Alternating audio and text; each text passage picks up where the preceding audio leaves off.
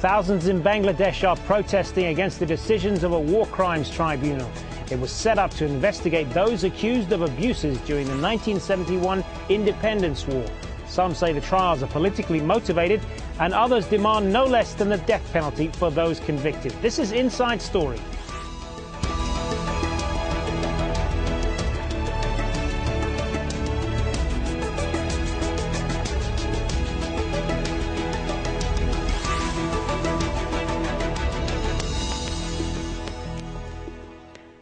Hello and welcome to the program. I'm Hazem Sika. Well, hundreds of thousands of Bangladeshis have been staging daily protests in the heart of the capital, Dhaka. They're angry about the trials and sentencing of politicians accused of atrocities in Bangladesh's so-called war of independence with Pakistan. The protests show how deeply Bangladesh's bloody past still affects the present. The government has been prosecuting defendants accused of war crimes in 1971 for more than 2 years now. Earlier this month, a special tribunal hearing the case sentenced the main defendant, Abdul Qadir Mullah, to life imprisonment. The protesters say they want the death penalty and are asking for his sentence to be appealed.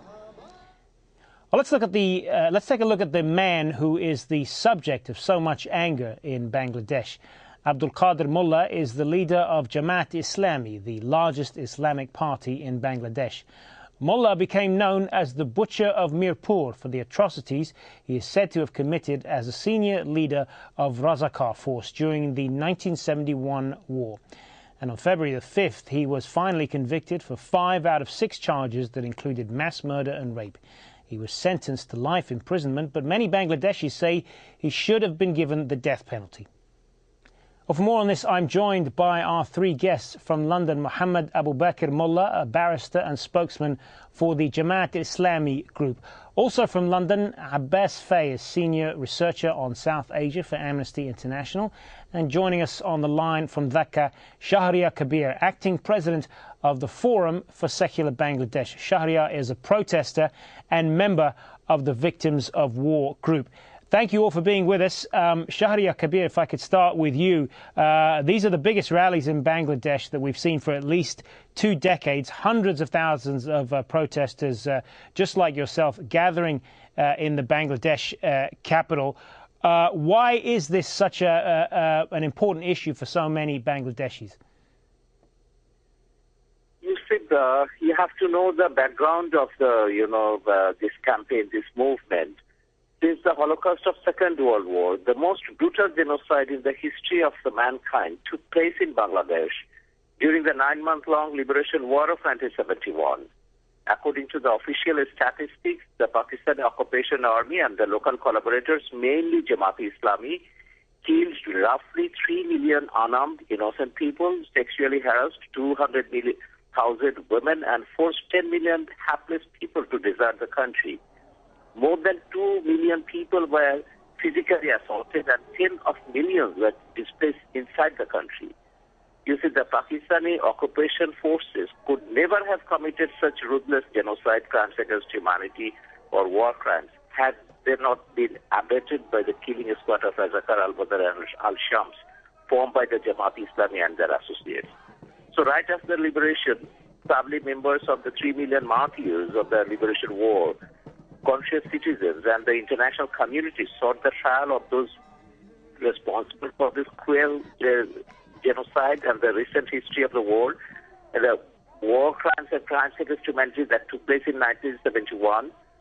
The government of Bangabandhu Sheikh Mujibur Rahman, which led the war of liberation, enacted a law and initiated a process of trial. But unfortunately, after the brutal assassination of Sheikh Mujibur Rahman in 1975, General Ziaur Rahman assumed power and he annulled collaboration order, thereby putting a stop to the trial of the war criminals. Since then, you see the victims of the war, the victims of the genocide and the conscious citizens, they are campaigning for this trial. And in 1992, one of the mother of a martyr, who lost her husband and his only son in the war, Jahana Imam led a civil society movement for the trial of the war criminals. So for the last 21 years, we are campaigning. And eventually, people has voted, Bangladeshi people have voted Awami League and All right. the Grand Alliance. But as we said, Now government has taken initiative for the trial. as we said at the top there, as we said at the beginning this man has been convicted of most of the charges that he was facing, and he's been given a life sentence. And I noticed in some of the pictures that we were running there, many of the protesters, many of them quite young, many of them that hadn't even been born when all of these atrocities are alleged to have been committed. So my point is that he has been found accountable to some degree. Why are there so many people who are demanding the death penalty? Why is a life sentence not enough for this man, in your opinion? Well, you see, for the heinous crime like genocide and war crimes or crimes against humanity, what we think, according to our judicial system, we have a death penalty in our judicial system. And there are many countries that have this death penalty in their judicial system, including Saudi Arabia, Pakistan, and many countries, including US also. So what we feel that if one man is killed, you can get he can be put for the trial and he can face the capital punishment. But those who are responsible for killing 3 million people, how come we expect that will be only life sentence? And here in Bangladesh, the past record is not very well. When Ziaur Rahman initiated, Bangabandhu, Sheikh Mujibur Rahman initiated the trial, and there were 73 tribunals were set up at that time, and many people were convicted. But when Ziaur Rahman assumed power, he repealed the Collaborators Act, and he released all those, killers and who were already sentenced to death and suffering in the were in the prison waiting for trial. He released all of them. So this culture of impunity is very much there. And Ziaur Rahman also enacted this what is this called, the law not to try the killers of Sheikh Mujibur Rahman. All right, I want to get the view then of Muhammad Abu Bakr, who is from Jamaat al-Islami. Stay on the line with us if you can, Shahriar, because I want to turn back to you on some of the other issues surrounding this. But Muhammad, if I could turn to you on this, let me ask you first of all, do you believe that this man is guilty of what he's been accused of? None of them are guilty. None of the Jamaat leaders who are behind the bar and who has been sentenced, none of them are guilty. And it is a media propaganda actually run by for long time by Mr. Shahriar Kabir and his colleagues. And Shahriar Kabir has given the distorted fact to the Al Jazeera today. Actually, Jamaat leaders were not arrested after the Liberation War for war crimes. Bangladesh government has forgiven, according to the Tri-Party Act 1974, the identified war criminals of Pakistan, who are identified and who are supposed to be prosecuted and tried for the war crimes in for 1971 war crimes and crimes against humanity and genocide. But the three foreign ministers of 3 countries, Pakistan, Bangladesh, and India, has come to an agreement. It is called a Tri-Party Act 1974.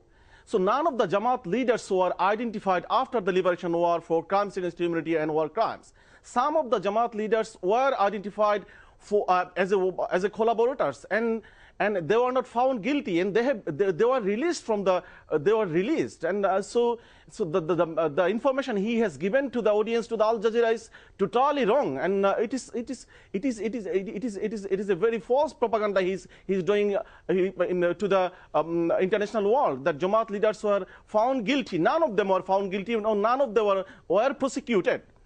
Once you have forgiven the members of the defense forces of Pakistan who are identified, how can you try the members of the political party who are just civilian for the war crimes and crimes against humanity? And Ziaur Rahman did not release or Ziaur Rahman did not forgive any one of the war criminals. War criminals were forgiven by the Tri-Party Act, paragraph 14 and 15, and it was mentioned on paragraph 14 of the Tri-Party Agreement that Bangladesh can forget and forgive. And paragraph 15, and it is mentioned down there that Bangladesh has decided not to proceed the trials of the identified war prisoners of war. So it is a settled issue. All and right. after 42 years of the liberation, All right, let's after 42 years of the liberation, because of the political reason, Bangladesh Awami League has brought this issue back to uproot the Islamic political parties from the Bangladesh. All right, it is not because. I appreciate your opinions on this, but I want to bring in Abbas Faiz now and get his take on all of this. You've heard the views of both sides of this issue. What is clearly a very emotive issue. Where do you think the truth lies here then? And has the Prime Minister Sheikh Hasina opened up something that threatens the very stability of the country now? We need to create a context for this, because there are two aspects to these trials. One is that we want a trial of the people who had been responsible for some very serious and mass-scale human rights violations during the 9 months from March to December 1971. So during that period, the reports that we have looked at indicate that as many as 1 million people may have been killed. Some reports indicate that the number is even higher. Tens of thousands of women, and some people saying that more than 200,000 people have been raped or subjected to serious violence, gender-based violence. And more than 8 million people, they have fled Bangladesh in search of safety over the border into India. So these are really very serious and mass-scale human rights violations. And the victims of these violations and the survivors, they do deserve justice. So we have always been actually calling for these trials to take place. And when the tribunal was set up in 2010, Amnesty International actually welcomed that. But that is not the whole of the story. There is another side to this whole process, and that is there is another side to this whole process, and that is that the people who are accused of these crimes, they also have their human rights, and their human rights should be respected. So we are calling that, on the one hand, the victims and survivors of those mass-scale human rights violations, they deserve justice. On the other hand, the people who have been accused of these violations, they also deserve their human rights to be respected. And what do we mean by the respect for their human rights? That the trial, when it takes place, is fair, that there is no torture. Do you think it has been fair? And that there is, well, we are actually looking at the procedural aspects of the trial. At the moment, we are still not, we haven't finished our research on that, so I will not be able to give you a definite answer. There are aspects of the trial, the legislation, which we have some problem with. For example, the fact that there is a constitutional ban on the right of the defense to challenge the jurisdiction of the trial. So that is something that we have considered. We'll bring up some of that a little bit more in just a moment, but let's just take a step back for a moment and look a little deeper at the events of surrounding that war of 1971 and give you a little bit of context. What happened during Bangladesh's war. The war was fought over East Pakistan's desire to become independent from West Pakistan. East Pakistanis, initially called East Bengal, believed that power was concentrated in the West and felt exploited by the central government. The two sides went to war in March 1971. And 9 months later, the conflict ended with the secession of East Pakistan, which became the independent state of Bangladesh.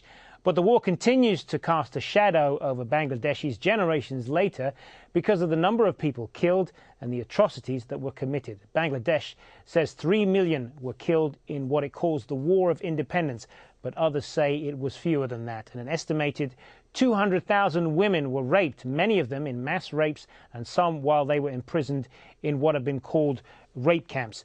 Shahriar Kabir, if I could turn back to you on this, and our guest in London, Abbas Faye, has touched on some of this. There are a number of issues surrounding this international crimes tribunal. It was a domestic setup with no international oversight, which has been dogged by some degree of controversy ever since its creation back in 2010. There have been stories of leaked internet calls pointing to the collusion between a presiding judge, the prosecution and the government. And a key defense witness as well, we understand, was allegedly abducted by police outside the court. A lot of questions then being asked about the credibility of the whole judicial process in this case. First of all, let me respond to what Mr. Mullah said. The way he used those abusive words, I can also use the same abusive word for Mr. Mullah, but I will not go for that. First thing, that what he mentioned about the tripartite agreement between Bangladesh, India and Pakistan that never deals with the crimes of 1971. That was only implied for the prisoners of war, 195 prisoners of war, where they were sent and Bangladesh declared, clemency to them. It has nothing to do with the local collaborators, local killers, like Jamaat-e-Islami, Muslim League and Nizam-e-Islam. There are many Razakar forces were there, Al-Badr forces were there, like Gestapo, SS and SG during the Second World War, what Hitler had. And second thing, the evidence, if you want evidence, the organ of Jamaat-e-Islami, Daily Shongram, is enough evidence how Jamaat-e-Islami abetted Pakistan army in committing genocide, and how they formed Razakar, Al-Badr and Al-Shams, these killing squads for killing, common people, unarmed people, for killing intellectuals, how they blamed these people, the Bengalis, as the agent of India, how they blamed us for being the traitors or the enemy of Islam. So this is what they did. This is the way they have, encouraged their cadres and people to kill unarmed people, particularly the Hindus, particularly the Bengalis, particularly the intellectuals. So they were the main victims. And it is well recorded in their party paper. Well, now we have a tribunal. And this is a tribunal we have given enough, opportunity for the accused that has not been given by, the war crimes trial, what we have seen in Nuremberg or in Tokyo. If you remember those trials where the Nazi war criminals were being tried in Nuremberg tribunal, the defense, they didn't have the right of, the appeal.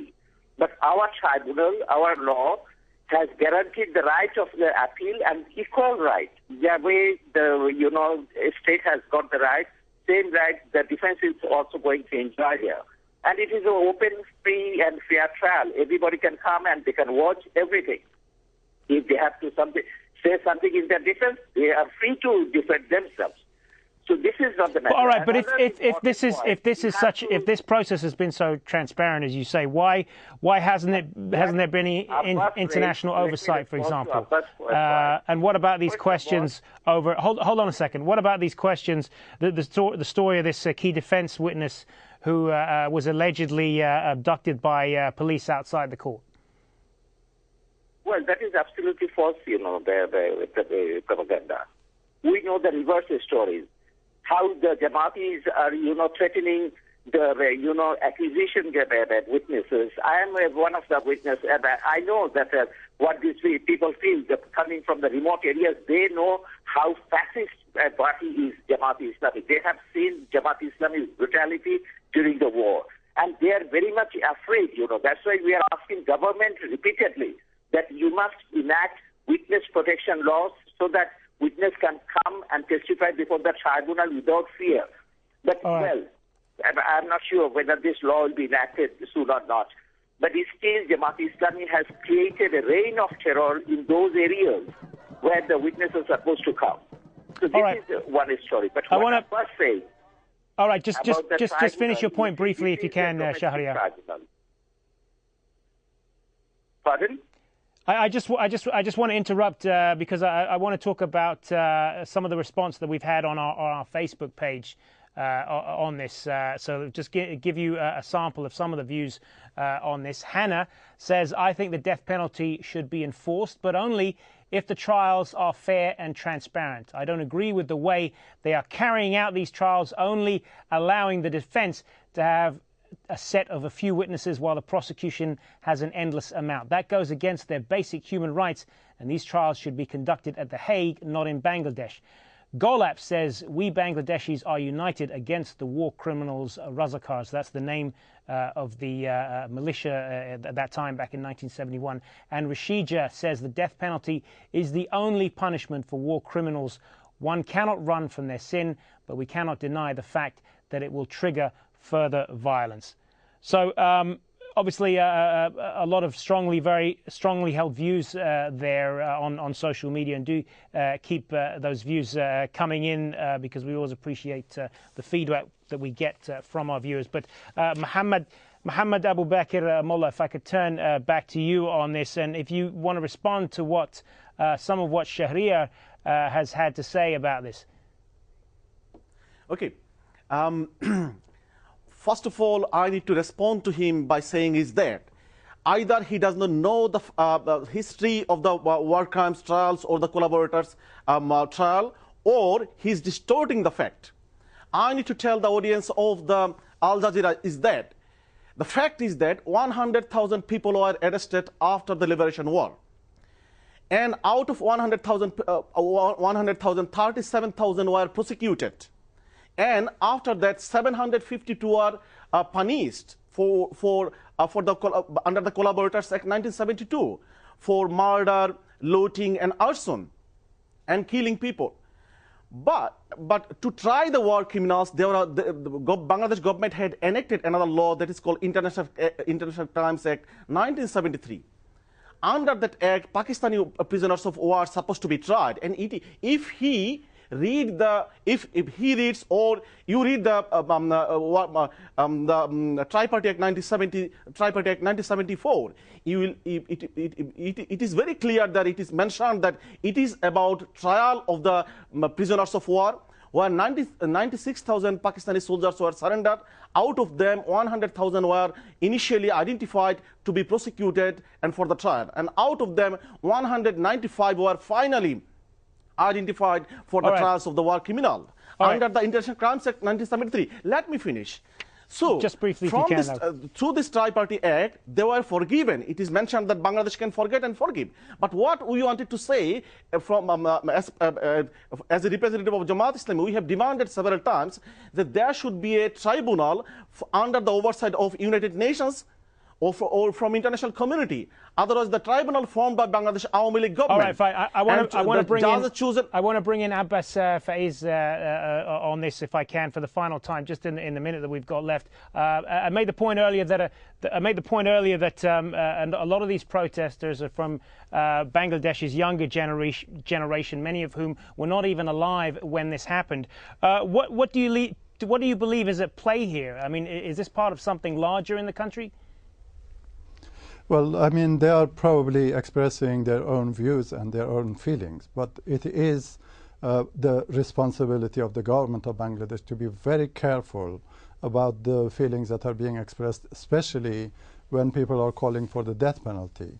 I think in this situation, it is very important for the government to ensure that the tribunal maintains a very strong level of independence and does not feel that it is under pressure either from the public or from the government authorities, unfortunately, who have raised some calls in All right.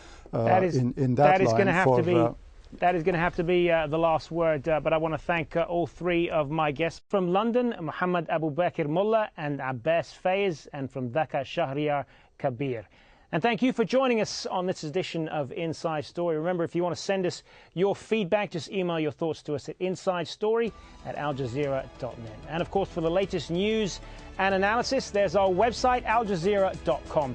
And join me 24 hours from now for our weekly program, Inside Syria. I'm Hazem Sika. Thanks for watching. Bye for now. Bye.